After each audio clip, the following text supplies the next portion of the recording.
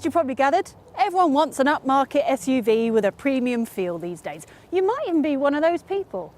And it turns out to be quite sad news for sales of other types of car, including the good old utilitarian estate. Now, one way some manufacturers have responded, other than making more SUVs and crossovers, is with a sleek shooting brake version, like this one. This is the Volkswagen Arteon Shooting Brake.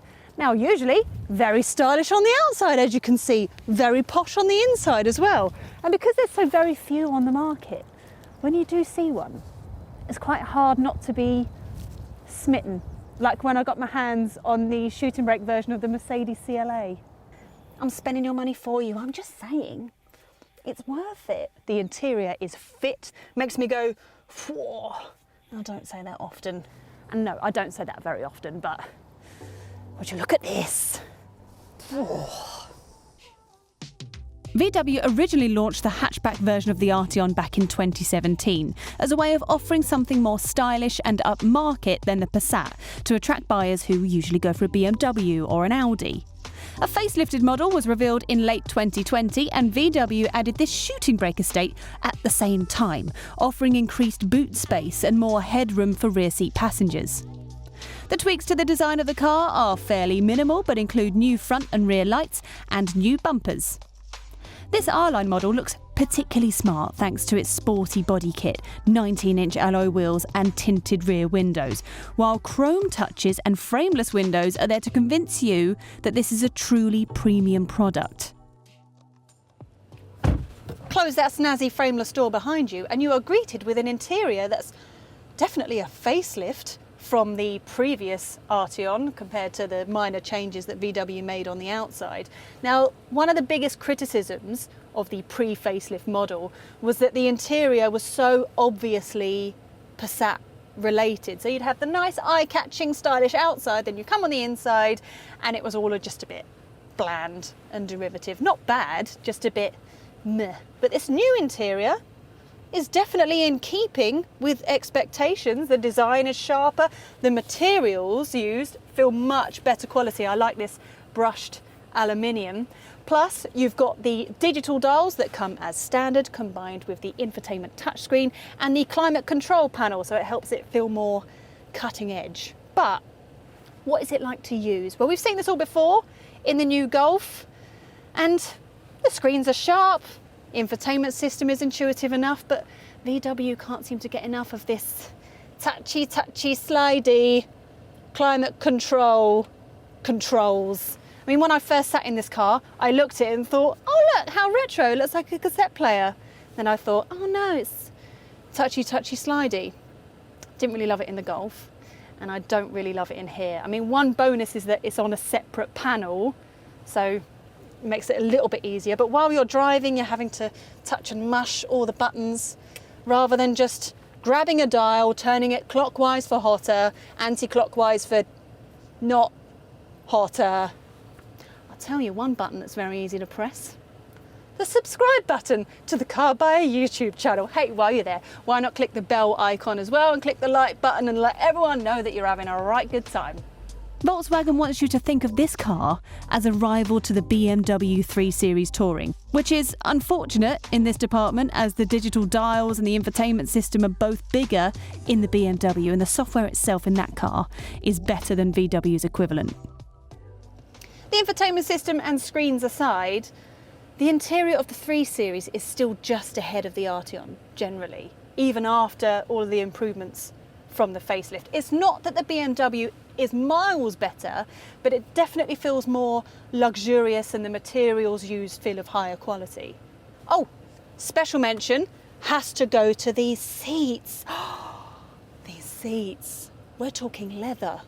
We're talking 14-way electrical adjustment. We're talking massage function. They are ridiculously comfortable, and they also make the cabin look and feel much posher than they would do if you just go for the standard seats. I mean, yes, they do add an extra £2,500 to the price, but you know. The standard Arteon comes in 3 different trim levels called SE Nav, Elegance and R-Line. SE Nav is the entry-level model and only available with 148 brake horsepower petrol and diesel engines. You have to go for one of the other trims if you want more power or the plug-in hybrid. Here I am in the back and I'm having a very lovely time. The materials feel really nice and you know me, I am a sucker for a panoramic roof. Now if you go for the estate version, it's going to cost you an extra 800 quid over the standard version of the Arteon. Now with that, you get slightly more headroom. That's because the roof doesn't slope down as quickly as it does in the standard, although that wasn't really a problem before. The normal Arteon is spacious enough. But if you go for the estate version, even the tallest people that are sat in the back here have plenty of headroom, loads of legroom, and room for your feet if you want to lounge in the back here. Similarly, more boot space, 565 litres in fact, which is actually bigger than the 3 Series Touring, the Audi A4 Avant and the Mercedes C-Class Estate. And also the boot is electrically operated, so you can wave your foot underneath the bumper and it'll open up for you. And then you've got levers so you can fold down the rear folding seats. If practicality really is your number one priority, it's worth remembering that the Arteon is basically the same mechanically as a Passat. And because the Passat has a boxier shape, access to the rear seats is much easier if you need to get in some child seats. And also you've got bigger boot space. Same goes for the Skoda Superb. What you're meant to do is look at the Arteon and go, oh my God, that is so sexy. And it's practical as well. I can't believe it. Just take my deposit. You're not supposed to go, oh, let me just get this straight. What I'm looking at here is similar to a Passat, but actually it's less practical and more expensive. The engine range starts with 148 brake horsepower 1.5 litre petrol that returns 41.9 miles per gallon with CO2 emissions of 153 grams per kilometre. The entry-level 148 brake horsepower 2-litre diesel runs 54.5 miles per gallon and CO2 of 136 grams per kilometre. Moving up to the 197 brake horsepower version of the 2-litre diesel doesn't affect economy too drastically, which can't be said for upgrading to the bigger petrol engine. Now, our car claims 35.6 miles per gallon and CO2 emissions of 179 grams per kilometre, putting it in the top benefit-in-kind tax band. Only the standalone high-performance Arteon R model is less economical, which isn't surprising considering it has 316 brake horsepower.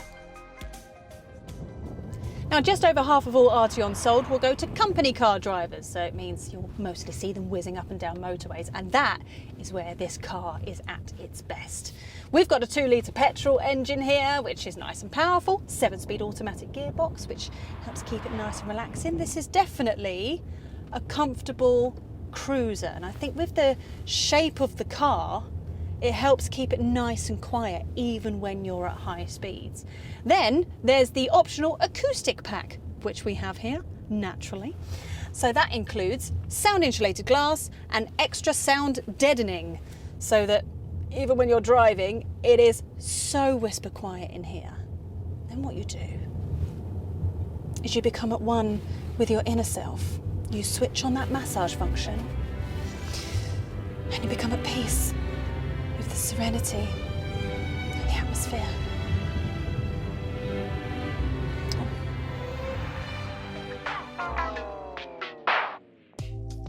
The emissions figures that I mentioned a few moments ago may not help you feel particularly serene if you're one of those company car drivers thinking about your annual tax bill, or if you're just worried about running costs. All the models mentioned fall in or around the 30% benefit in kind band at the very least. Fear not, however, for that is where the new plug-in hybrid option comes in. The Elegance and R-Line trims are available with VW's familiar 215 brake horsepower, 1.4 litre petrol electric powertrain. And that means official CO2 emissions of just 27 grams per kilometre. Abracadabra, you got yourself an Arteon in the 11% benefit in kind bracket. If you're trying to decide which model makes the best company car, you can pretty much ignore all the others.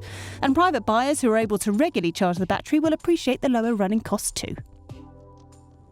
Now, the actual performance of this engine, which is 187 brake horsepower, which is pretty respectable, will get you 0 to 62 in 7.8 seconds, which is pretty quick for a car of its size, and also has plenty of torque, which really, an estate normally feels better with a diesel engine underneath it, but seems to be doing pretty fine with the petrol engine that we've got. Now, unfortunately, the ride, steering and handling when you're away from the motorway is slightly less satisfying. I mean, the 3 Series Touring has got this car beat in every department. The suspension can sometimes feel a bit brittle, so it's quite harsh when you're on bad roads. And even though the steering is precise, it's got that typical VW trait of just lack of feel. Now, despite the firm setup, the Arteon rolls more in corners than the BMW. The BMW's automatic gearbox is also a lot smoother. And if you're using the paddles to change gear as you're driving, it does make the car feel a little bit more involving. But the different driving modes don't really make it much better. Right, time for some Arteon Shooting Brake deal makers and deal breakers. The Arteon Shooting Brake combines practicality with good looks, proving an estate car doesn't have to look boxy and boring. It makes a great car for long motorway journeys where it's quiet, comfortable and refined. A BMW 3 Series might feel slightly plusher, but very few will argue with the overall feeling of the quality in here. There are more practical estates that cost less, and more desirable rivals that cost pretty much the same.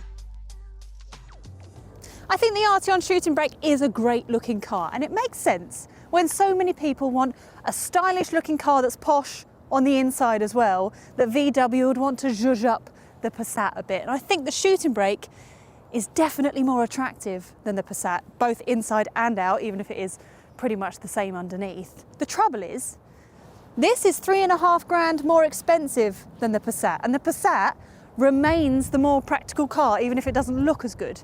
If you're after a practical family estate car, by all means, shortlist the Arteon Shooting Brake, especially if you want something a little bit out of the ordinary. But it's also worth considering the Passat estate and the BMW 3 Series Touring before you take the plunge. If you found this video useful, then why not watch our best and worst video for the BMW 3 Series Touring or our Estates Car playlist. Thanks for watching.